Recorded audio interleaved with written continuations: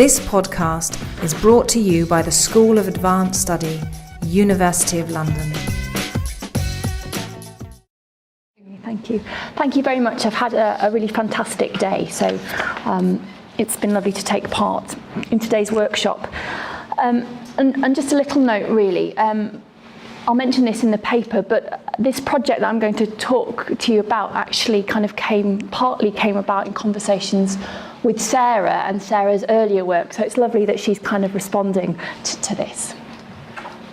So the project that I'm working on at the moment is a qualitative comparative study that examines the interaction of motherhood and voluntary non-motherhood with British women's self-designated Christian identities. So focused on women in their 20s, 30s and 40s from a range of Christian denominations. Some are single, some are married, some are in partnerships. Some of the women I interview are ordained, and there are differing degrees of church affiliation amongst the research group. So at this stage, the recordings of the interviews are almost transcribed, and the data analysis is in the very initial stages.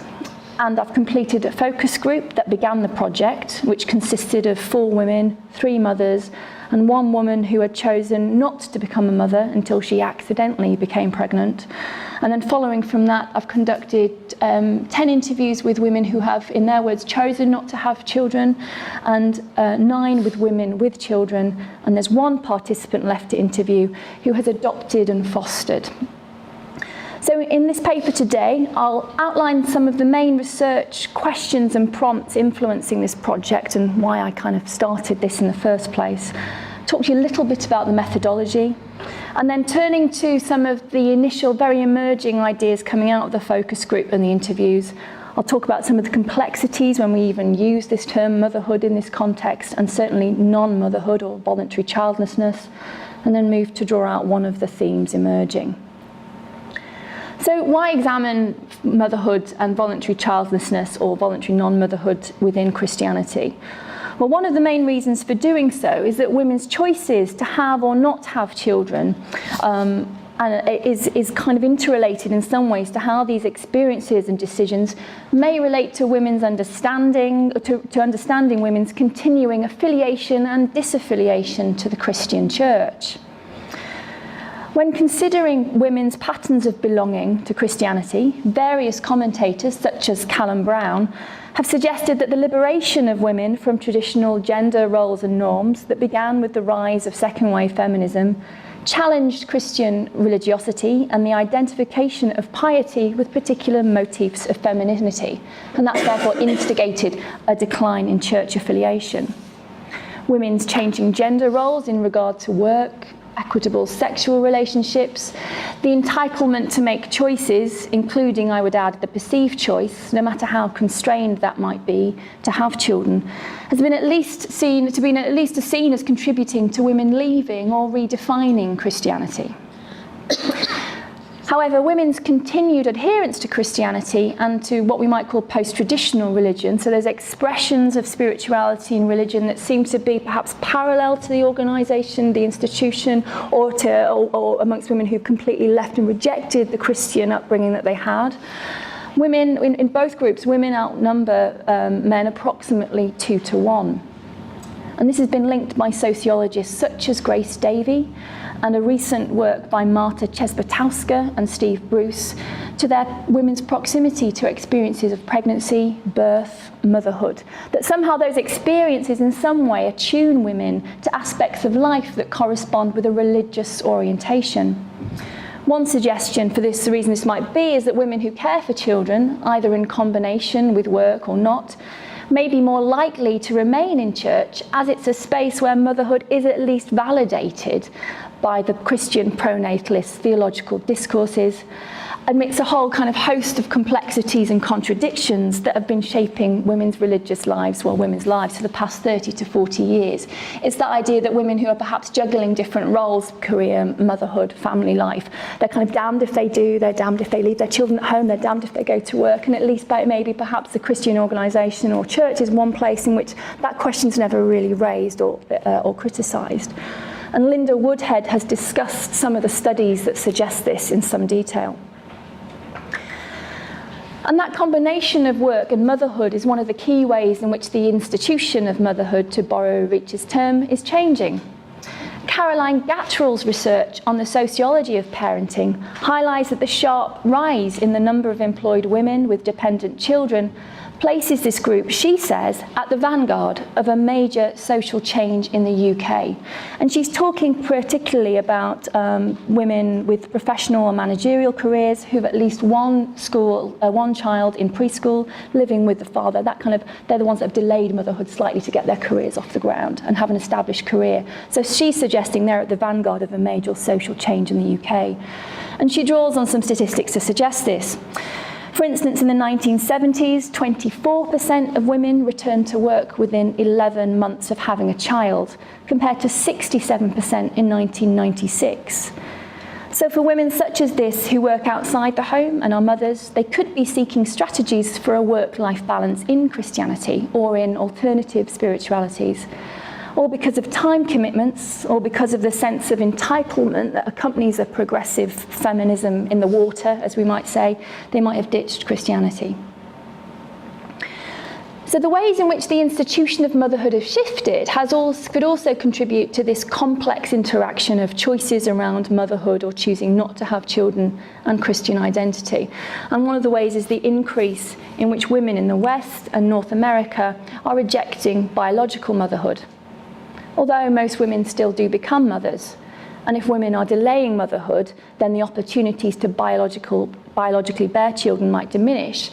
Gillespie reports that in 1991, twice as many women stated they expected to remain childless compared to 1986. In 1947, 20% of women were still childless at the age of 30, but for women born in 1967, the number is about 40%.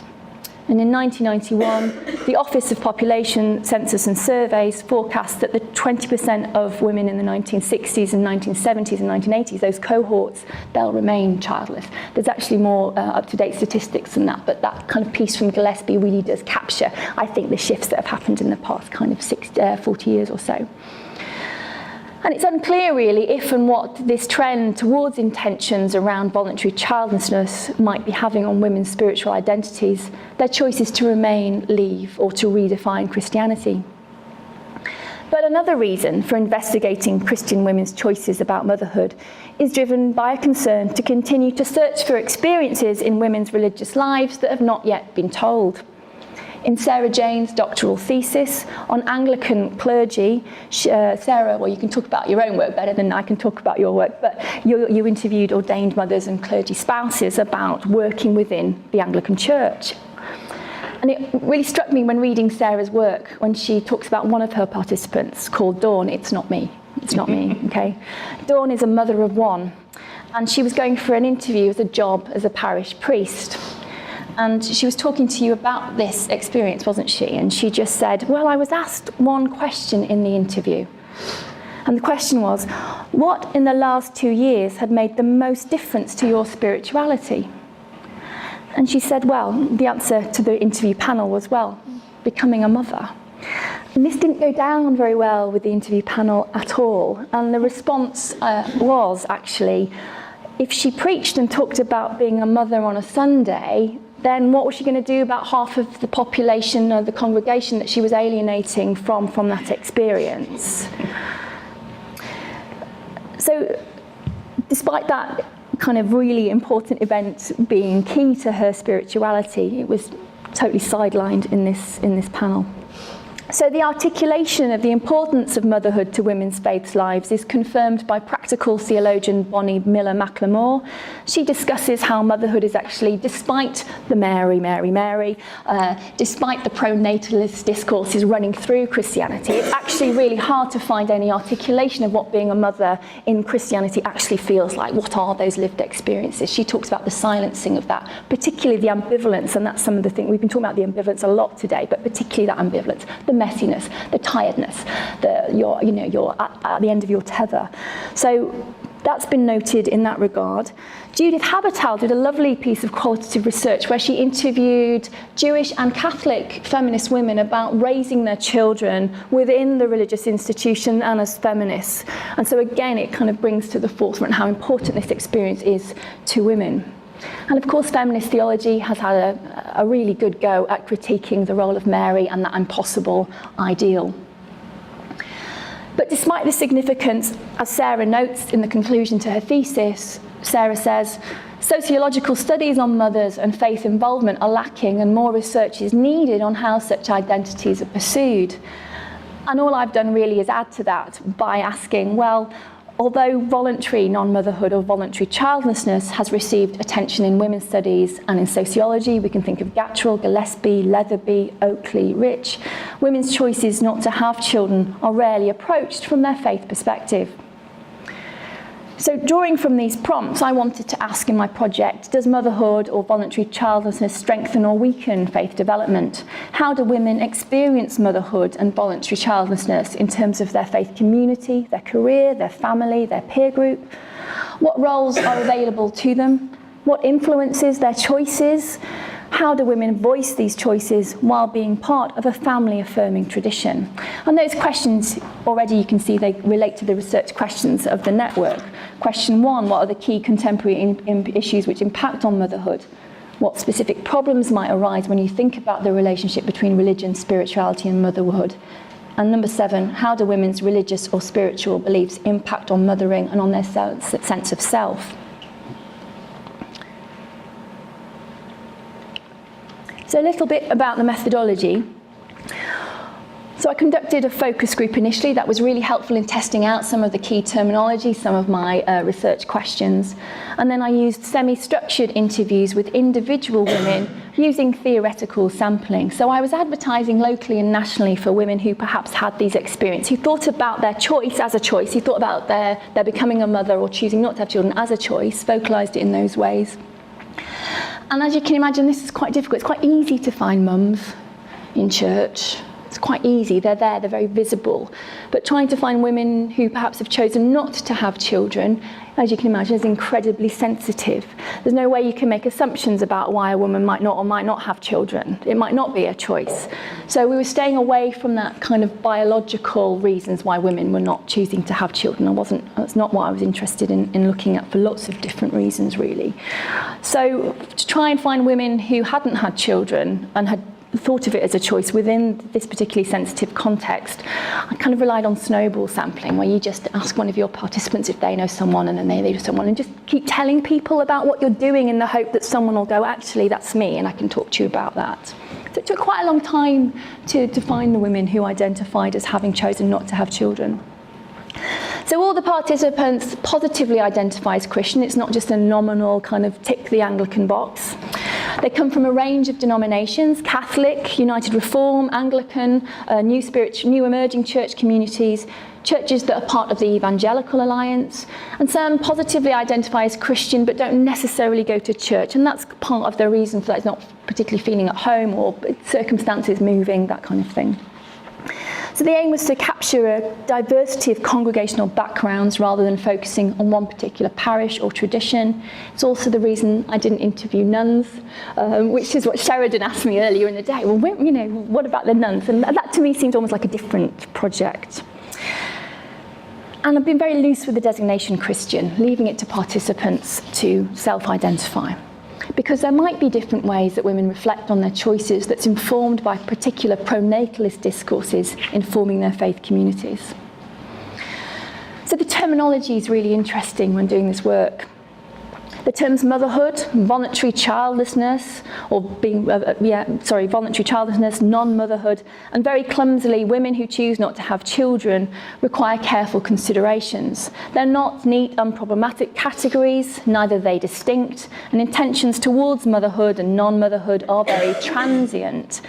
As Gail Leatherby notes in her extensive work on women and voluntary childlessness, and Gillespie too, we're very mindful that while for some women choosing not to have children is an option, a preferred option, For others, there is constant ambiguity and ambivalence, and for others, voluntary childlessness can merge with the role of looking after children, or can merge with involuntary childlessness. So one of my participants couldn't have children actually, but she wanted to talk to me, but then positively claimed the word voluntary childlessness kind of retrospectively. So some discover yes, there we are. And these definitions, the difficulties in definition, were tested out in the focus group, and as anticipated, the most controversial was non-motherhood. Participants said it sounded negative, uncomfortable. One said, there's no way I would have identified as a voluntary non-mother because motherhood had nothing to do with me. It was insufficient because it signalled a lack rather than a positive choice. And another participant commented, I clearly identified children as something separate from me and therefore couldn't identify in terms of non-motherhood. It wouldn't work for me because motherhood doesn't work for me either. One participant commented on the problem of being defined in the not, which perhaps seems to reinforce pronatalist discourses by maintaining motherhood as the normative category. So the group and then participants afterwards felt the language around childlessness or childless were associated with infertility and was old-fashioned, a bit like spinster. The most neutral and flexible terms were considered to be children with and children without, and women without children amongst the group. But then, of course, you talk to your participants and some of them really like that language. So again, we've just kind of left it over to them to how they want to define it. And we've tried to be sensitive to the ways in which that these terms are used with the interviews and to allow for the possibility that they're very messy and understood in plural ways. So one of the themes emerging already is that both before, during and after pregnancy and birth, and for women both who've chosen not to have children and women with children, is that motherhood actually can become a barrier to Christian identity. So this is described by Kay, who's 34, married, an ordained United Reformed minister with a 17-month-old. She's the woman who had decided not to have children until she accidentally became pregnant. And this was not a happy occurrence at all. She explored 2 or 3 abortion clinics, wrestled with the decision for about 3 or 4 months, well, as long as she could before it became too late to wrestle with it anymore. And one of the reasons she had chosen not to have children was because it did kind of contrast and conflict against what she thought her Christian identity meant. So this is what she said about her decision. It would mean becoming a mother, packing my life in, not having any particular things I wanted to do in the world. I mean, one of the reasons I chose not to have children was because of other people's stuff. I think that would have been put on me, being a Christian, being in the church, being right in the middle of the church, being a church leader and a woman and married and all of that. I just didn't want anything to do really with that traditional way. It didn't interest me. I didn't want to have to counter that and use my energy and all of people's judgments all of the time. And she was the one that kind of talked about motherhood as a swamping. We talked about in our group when we were looking at the piece, didn't we, Julie? That kind of sense of the swamping that had happened with Miriam and Barbara. And it was a curtailing of her own plans and ambitions. That as a mother, she anticipated what other people's expectations of her would be as a Christian woman with children in the church. Laura is a Methodist minister and is 46. She said, I felt no draw to have children, and I would talk about that in terms of a calling. And along with other participants without children, she kind of expresses it in their behalf, really. I wasn't in that place. The kind of hours I do in ministry and all the other things, all the things I've been available to do, either outside the normal work or through writing or through studying or through teaching, they are all fulfilling my place and for that self-offering and sense of vocation. That, I imagine, is fulfilled for others by having children, so clearly not for her. So her choice not to have children is in part informed by an understanding of vocation. To become a mother restricts the personal outworking and expression of her faith and the pattern of her ministry. Katrina is an ordained chaplain, as is her husband. She has 2 children, has always wanted them, termed it as a vocation. Motherhood is also a swamping. She notices it in her church setting, where most of the attention is paid towards the children, with conversations revolving around Sunday school or the child's progress. Katrina says there's not a lot of attention to given is what's your personal faith story, what's your journey, who are you apart from the children? And when I asked her why she thought this was, she says, well, there's a space you occupy in the church, a space in the church, a space for your faith journey. It feels important, but it gets completely ignored. Louise has a 15-month-year-old and is Christian. She had been ambivalent about having children and had been married for 11 years before she gave birth. And she always thought she would, but it was about the right time. An ongoing conversation, she says, actually. And she says she also notices this lack of space within Christian practices for women without children. And she lists Mothering Sunday, hugely complicated for women without children, whether through biological circumstances or by choice. Family days, children's services. She says it actually takes a very brave person to ignore the child. And for Louise, it's necessary to go beyond, to make room for that Christian identity when it appears to have been swamped by motherhood. So the women in the project do resist the swamping, whether they have children or not. For Kay, the ordained minister in the URC church, she actually left her community during her maternity leave. She just needed that space for herself, cautious of being part of that community. For Louise, this meant being very clear that she might well turn up to church with her kids and be shepherded towards the Sunday school. But she can also say, well, I'm just not doing that. And for Rose, there's a sense that swamping occurs more obliquely. She talks about how her role in the church has changed since having her son. And she says, I now have to think about how I want to be involved with the children's group or youth group, or whether I want to or not. So that's a way in which she's trying to find room for her own spiritual development in the church.